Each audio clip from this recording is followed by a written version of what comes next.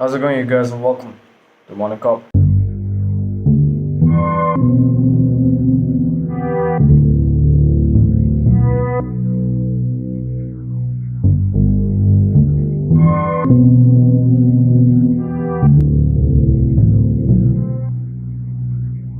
We start today off with Donald Trump being impeached yet again. Donald Trump has been impeached in the House yet again. House Speaker Nancy Pelosi has gone out of her way to claim that no one is above the law, and considering the attack on the Capitol, Donald Trump is being held accountable. It is also relatively decent news for Donald Trump considering that he is not being banned from running in any future elections just yet. Whether he will be banned is still to be seen. But for now, what we see is the fact that Donald Trump is facing rather drastic adversity. He did not take into account the consequences for his actions and also the consequences for sabotage. As a matter of fact, there are a lot of news sources that dictate the fact that the rally that happened in DC and the storming of Capitol Hill might have certain bad actors that only got involved to make sure that the entire rally got derailed and boiled down into violence. We move on to the fact that the world's oldest animal cave painting has been found in Indonesia. Now, we've been, as a species, fascinated with the concept of art. And since we were cave people, we loved that whatever we saw in the real world, we duplicated it in our caves. Those were our old homes, those were our art forms, those were our paintings, if you will.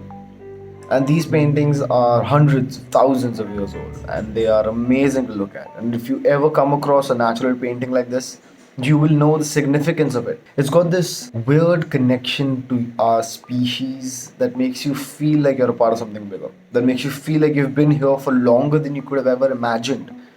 Considering that our own ancestors have been walking the earth for so long, cave paintings like these are a humble reminder of where we came from. Afghanistan has foiled ISIS's plan to ensure that it kills a top US envoy to Kabul. Now, Kabul has been under constant turmoil recently with numerous assassination attempts on numerous journalists. ISIS as well as the Taliban have been in constant grind for power. They fought against Americans, they fought against the regional government powers, they fought against the army.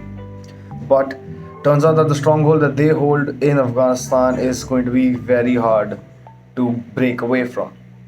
ISIS, on the other hand, is trying to fortify a stronghold for some reason. An organization that first started off in Central Africa is now planning to make its move towards Afghanistan. And if ISIS manages to get a stronghold in Afghanistan, we have no idea about if the next caliphate that these guys wanted to enforce might just originate there.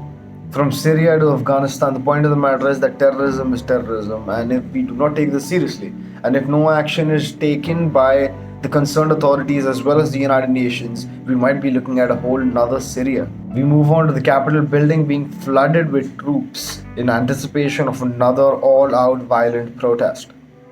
The capital of the United States, where the House and Senate usually meet to dictate the future of the country, is completely overrun with United States troops for now. Troops are literally everywhere on the United States Capitol. If you look at it, it's just weird to see soldiers with guns laying down on the floors right next to each other in close proximity, even though the pandemic is still running rampant. Well, considering that these guys are there to make sure that nothing happens to the Capitol like it did, and no one is harmed, and no threat is prevalent, it's just sad to see that the troops that registered, they're enrolled to serve and protect their nation. Now, people deserve to have their voices heard. People deserve to have their concerns heard. But the fact of the matter is that as long as we do not do that in an orderly fashion, people that are putting their lives on the line every single day as troops are now merely sitting in a government building on the floor. We move on to the final story of the day, and the final story of the day dictates that the WHO team, which was once held by the Chinese Communist Party from entering, has now officially reached Wuhan.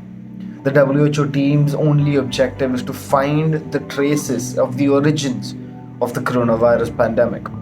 Now, the coronavirus pandemic has run rampant throughout the globe, and the WHO team reached here but was earlier stopped. The WHO team's only objective here is to figure out what might have been the origins of the pandemic. Now, China has had a long time to cover its footsteps. If any malpractice was done, and if anything could have resulted in fingers being pointed at China for their negligence, you can rest assured believe that these guys have gone out of their way and taken the necessary steps to cover their tracks. Where does that leave us today? That leaves us today with the fact that the WHO team might not necessarily find anything, might not find anything that can help them figure out where the future of this pandemic would go and how the best way to treat it or the best way to deal with the pandemic would be. What we understand from this issue is the fact that no matter what we believe the pandemic holds or what we believe the pandemic comes from, lack of information and lack of enough research and lack of enough evidence dictates the fact that we can't point fingers at anyone, be it China, be it the fact that we understand that there was disinformation campaigns in China and that it tried so hard to keep everything under the wraps. But until we find evidence, until there's proof, there's nothing that can be done. That being said, see you tomorrow.